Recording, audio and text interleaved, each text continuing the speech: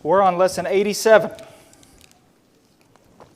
John chapter 11, really John chapter 12, is going to be our main text, but also along with that goes Matthew 26 and Mark 14,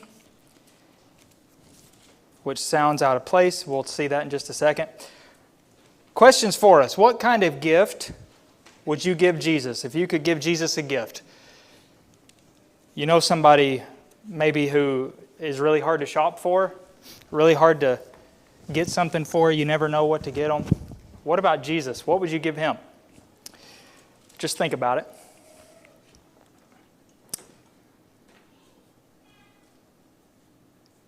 But how you answer that question, thankfully, won't decide or define where you will spend eternity.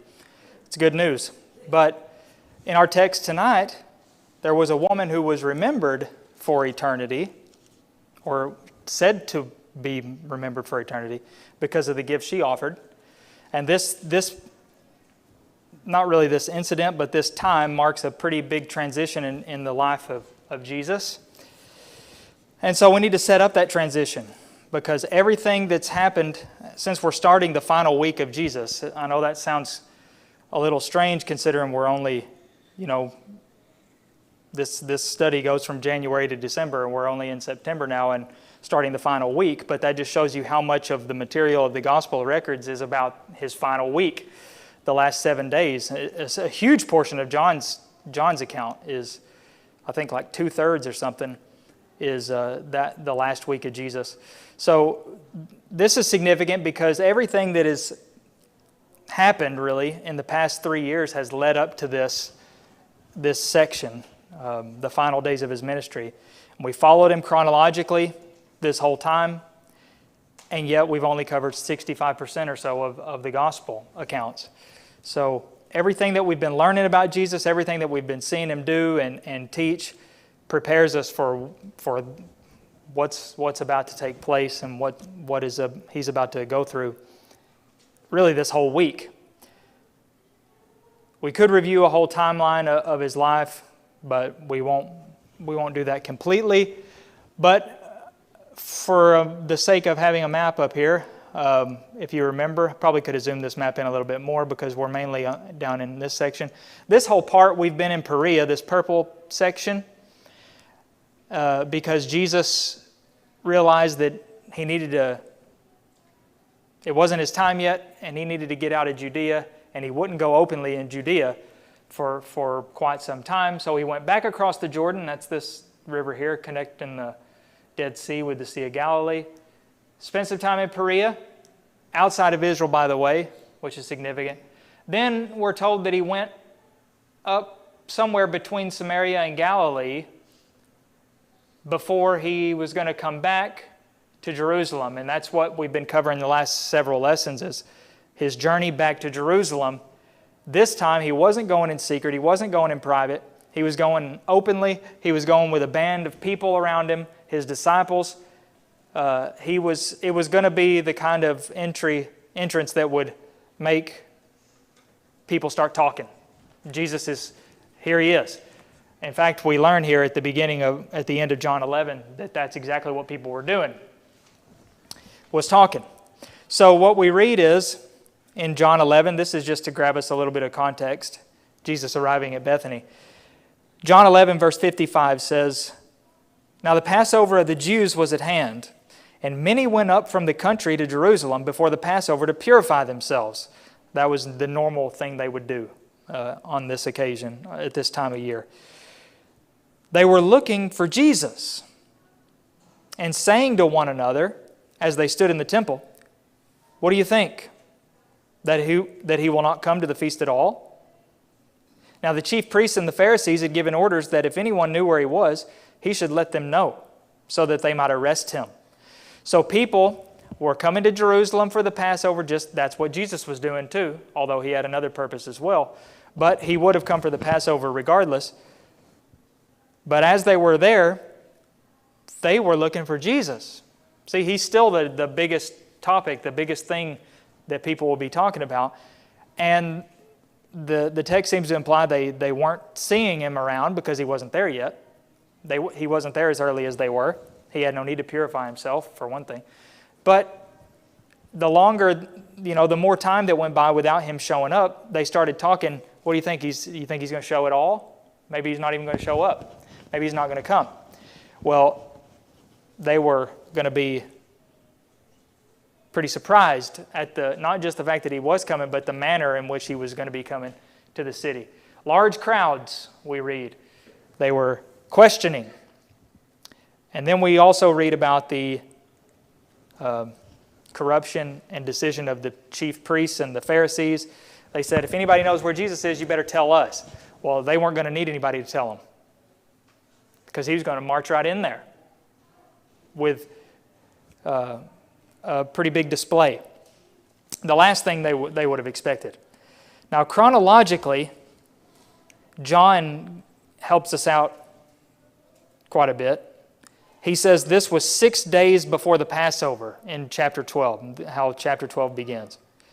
6 days before the Passover. Well, the Passover meal was eaten on the 14th day of the first month for the Jews. And during this year, that was going to be on a Friday, a day before the proper Sabbath day.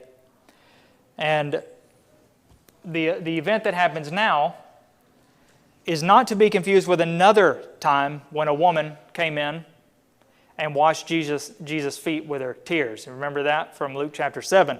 This is not the same thing, not the same woman. We don't think anyway. There's no reason to think so. And not the same fluid that she used, but it's a similar situation at least. Now, this is why I mentioned the parallel accounts seem out of place, because we've been in Matthew 19 and we just started Matthew 20, but the text for this one is in 26, which is almost the end of Matthew. And so they must have had a reason. Matthew and Mark both have this event happening near the end of their account, and they probably did that for a reason, their own reasons, not chronological. But John seems to have it where it goes chronologically. And so we'll stick with his in John chapter 12. John's is where it goes. The other two, Matthew and Mark, Luke doesn't record it. Matthew and Mark tell the same event, but they just, for whatever reason they might have had, put it later and not at the place where it actually goes. I'm sure they had a reason. So Matthew and Mark go straight from Jesus' trip through Jericho to heal the blind men right into his triumphal entry into Jerusalem. And they skip this part in Bethany. But John suggests that these events in John 12 happen in between those two, in between Jericho and Jerusalem, which makes perfect sense geographically. So, 6 days before the Passover is where we are now. And here's what we read happens. Unless anybody has a comment about the chapter 11 setup, which I wouldn't think so. But 6 days before the Passover, Jesus therefore came to Bethany, where Lazarus was, whom Jesus had raised from the dead. So they gave him a dinner, they gave a dinner for him there. Martha served, and Lazarus was one of those reclining with him at table. Mary therefore took a pound of expensive ointment made from pure nard, and anointed the feet of Jesus and wiped his feet with her hair. The house was filled with the fragrance of the perfume.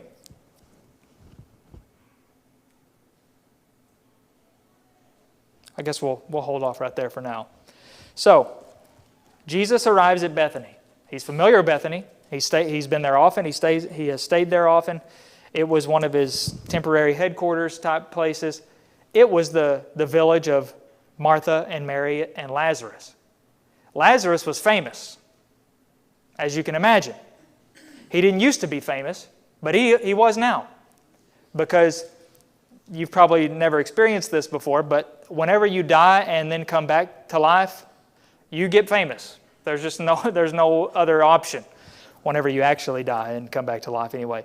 When you're dead for 4 days and then you're alive again, people are going to know you, and you're going to be a tourist attraction, if nothing else. Well, Lazarus was well known because for that reason. He was reclining at the table with Jesus. They threw him a dinner. We don't really know who they are. It says they gave a dinner for him there. I don't know if they is Martha, Mary, and Lazarus. There's a pretty good chance that that's who they is. Maybe it's all the people of Bethany. The whole village wanted to get together and throw Jesus this dinner banquet. But whoever they represented, they gave a dinner. What's that? Matthew tells you where they were. Okay. At the home of Simon the leper. Okay, yes, that's right. They were in the home of a man named Simon who, it's interesting, he's called Simon the leper. Obviously, he's not a leper anymore, but he used to be. Jesus obviously healed him. Maybe he had a bigger house or something, to accommodate this, or maybe he just wanted to be the place. Maybe they are the ones who threw him the dinner. So we've got the village, we've got the home they were in. And notice, even though they weren't at their home, Martha is serving. That's what we found her doing last time, isn't it? Last time we read about her, she was serving back and forth, hustling around, and she complained about her sister, that wasn't doing anything. Well, Martha, perfectly in character, that's what she's doing again. Doesn't matter where Martha is, that's what she's going to be doing. Lazarus was there. And now Mary shows up again. Mary, obviously, in the context of Martha and Lazarus, is going to be assumed to be their sister, Mary. She comes out, and she has a pound of expensive ointment. And this ointment was made from something called pure nard. It's not the greatest English word I've ever heard, to be honest. It doesn't sound like something that would smell good, if you ask me. But it was a very expensive ointment, apparently imported from elsewhere, came from a rare plant. It was used commonly to prepare bodies for burial. But she comes in, and the key here is not only that she's coming in with this substance, but she's got a very large supply of it, or relatively large supply of it, that she brings in there, and it's expensive. She breaks it because that's what you had to do to get any out of it. And she starts anointing the feet of Jesus with it. She's washing his feet with it, or anointing his feet. And then she wipes it with her hair. Her hair's probably going to smell like that for a long time, it seems. But she was anointing his feet, wiping his feet with her hair. And the house was filled with the fragrance of that perfume.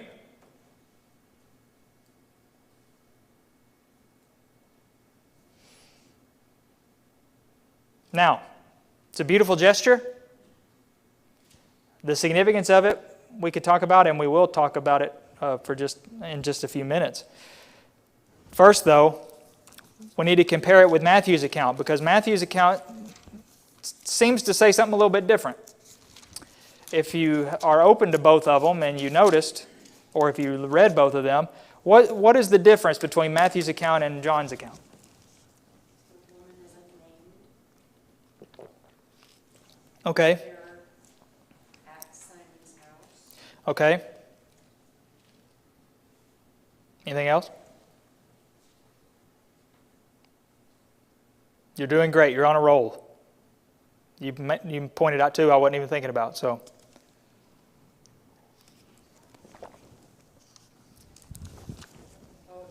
She poured it on his head. okay. Matthew says she poured it on his head.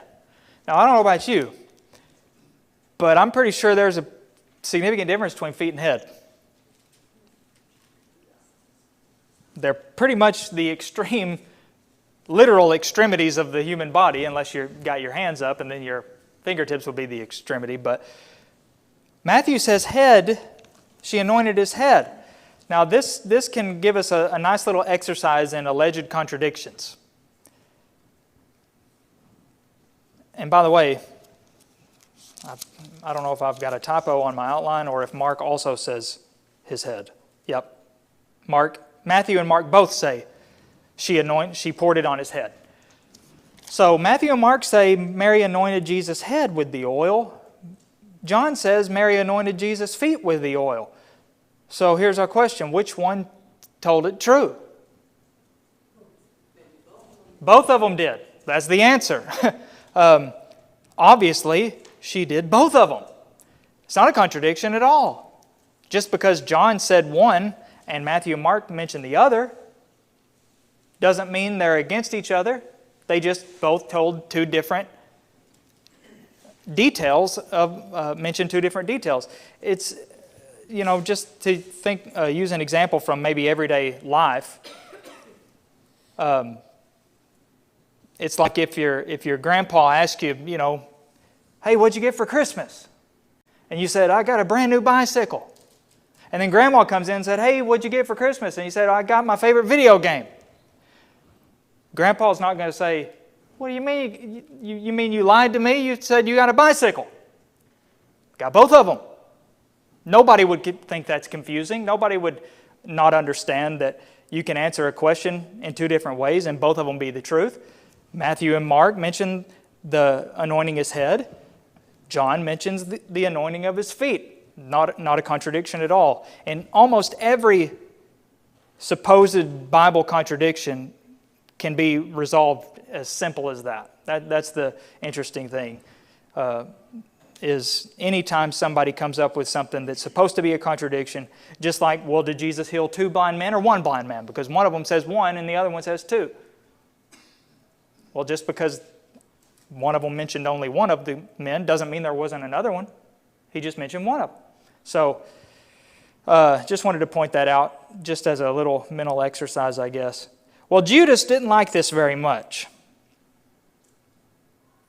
Judas hasn't popped up too often, but now he does, and not in a favorable light. Judas Iscariot, one of his disciples, verse 4, John 12. And again, here's the parentheses that John characteristically includes. He who was about to betray him said, why was this ointment not sold for 300 denarii and given to the poor? And again, John says, he said this not because he cared about the poor, but because he was a thief. And having charge of the money bag, he used to help himself to what was put into it. Now, there's a pretty interesting piece of information in there that, if I'm not mistaken, we didn't know yet. Judas was given charge of the money bag. I didn't even know there was a money bag. Did you? Or a money box? I don't know if your translation says money bag. I feel like, if I remember, the word is used of any sort of container used for the money that they would have been given to use in Jesus' ministry. People were donating and things. Well, do you find it interesting at all that Jesus, and I think it's pretty clear Jesus would have been the one to choose who was in charge of it, chose Judas to be in charge of the money bag? I find that interesting. Or at least he allowed him to be in charge of it. Because John says he was a thief. Now, a thief's the last person you want in charge of the money bag, isn't it? You don't want a thief in charge of the money bag. You want the honest person in charge of the money bag.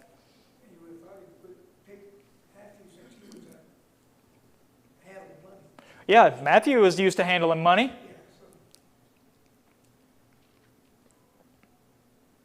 But no, Judas was in charge of the money bag. I think it's pretty obvious that the 11 wouldn't have known that he was a thief and stealing money at the time. They probably this would have been a point of contention, and they would have said, Lord, don't you know that Judas is stealing money? But that apparently never came up. But by the time John wrote, he had learned of it or found out. He knew about it. Maybe he did know, but either way, he was in charge of that money bag. And so John is saying the reason he brought this up is because the more money's in that money bag, the easier it is for him to skim a little bit out of there and slip it into his pocket. And John said he used to help himself to that money. He had the money box or the money bag, and he used to help himself to whatever was put in it. Well, that ointment could have been sold, he claims, for 300 denarii, which 1 denarius is 1 day's labor for a common worker. So yeah, that's close to a year. That's almost a year's salary. That's a lot of money. Regardless of the monetary value that it comes to in today's terms, 1 day's labor times 300 is 300 days' labor of pay. And Judas claims, at least, we're assuming that claim was true, that that's really how much it was worth. That's a lot of money. So no wonder Judas wanted that money in that money bag. John says he didn't care about the poor. He wanted that money in that bag so he could take some out of it. But that takes us also back to Mary. If that ointment was worth that much, how much more special does that make this gesture that she did for Jesus and powerful? She used this, apparently liberally, like all of it maybe. Used it to wash his feet, to anoint his head. What's the significance of anointing a head with oil, by the way? Does that have any connection to anything? That's what they would do before they crowned a king. All right, a king. Well, that's kind of important, isn't it? We're already told that it was used, or we were told in our lesson that it's used to prepare the dead for burial. Old Testament, not the same oil anyway, but anointing the head with oil was something they did for the king. I think it also has a role in the priesthood. So it had some implications about Jesus, all three of those things, actually. Now, whether Mary understood fully, we don't know. But if I had to guess, I'm almost inclined to say she may have known what she was doing. She may have gotten something, been more quick to understand than even the disciples had been. Jesus may have told her the same thing that he had told his disciples, or he may have told, this family was very close to him. On another occasion, she may have heard him talk about that, and she may have gotten it more than the disciples did. And so she's saying something she's not saying a word with her mouth or words, but she is saying something very powerful with her actions as far as anointing Jesus with that oil. At least that's the application Jesus made about it. So Jesus defends her and says, leave her alone, so that she may keep it for the day of my burial. So that would suggest she didn't use all of it. Leave her alone.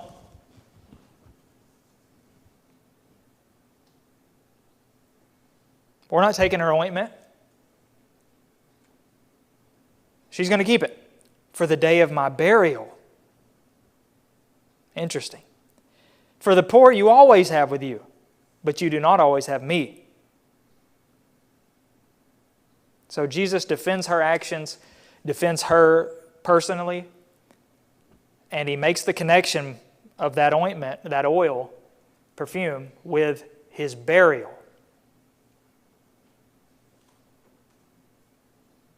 I think that's going to come back up later on. A few days later in chronologically, but several lessons from now in our study.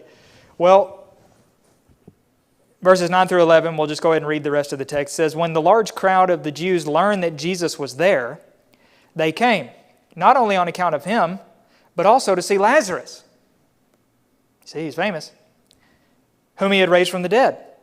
So the chief priests made plans to put Lazarus Lazarus to death as well. Because on account of him, many of the Jews were going away and believing in Jesus. So people were talking. Lazarus had become famous for being raised from the dead by Jesus. People wanted to see him. Naturally, they would have wanted to see if it was true that he was really alive. Seeing him doesn't prove that he had been dead before, but with enough investigation, they're going to learn the truth of it. And because of that, many people, it says, believed in Jesus. But not the chief priests. They decided, you know what? It's not going to be enough to put Jesus to death. We've got to put Lazarus to death. We've got to kill Lazarus too. That'll shut them up. No more people will be coming to see Lazarus if we go ahead and put him in his grave. Then they'll come and see him based on the rumors they've heard, and they'll find Lazarus is laying in his tomb, and they'll be like, oh, so it was just a lie all along. It was just a story. Rather than saying, you know what? This man was dead and he's alive again. Maybe we ought to rethink our whole resolve here. Nope, they just had a new resolve. Now we're going to kill 2 people. What if Jesus raises somebody else from the dead? Well, we've got to kill 3 people. How many people are we willing to kill specifically to prevent them from believing in Jesus? Why'd they want to kill Lazarus? Because on account of him, many of the Jews were going away and believing in Jesus. Going away from where? From whom? From them. That's what they didn't like. They're going away from them and believing in Jesus. Well, that's the best thing they could have done, isn't it? Shouldn't the chief priests want them to do that?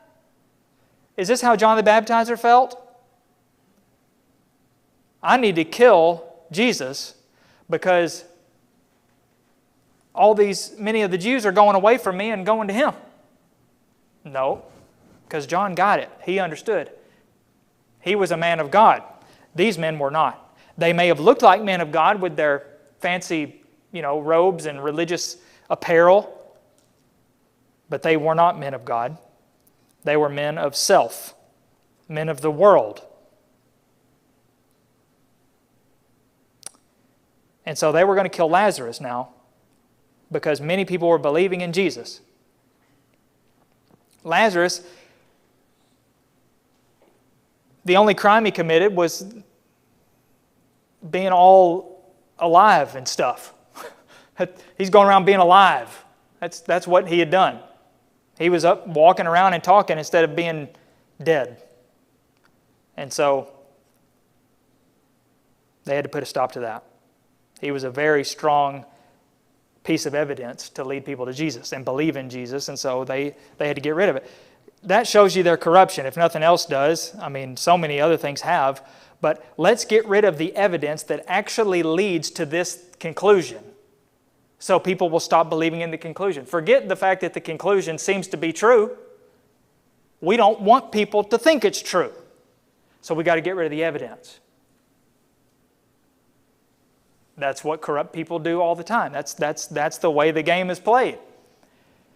I can't prove that this thing is not true, but I can do everything in my power to make people not believe it. And that's what the world does. With God, Jesus, anything that they don't want people to believe. They're never going to be able to prove that God doesn't exist because it's impossible. Because every single thing in this world proves that He does.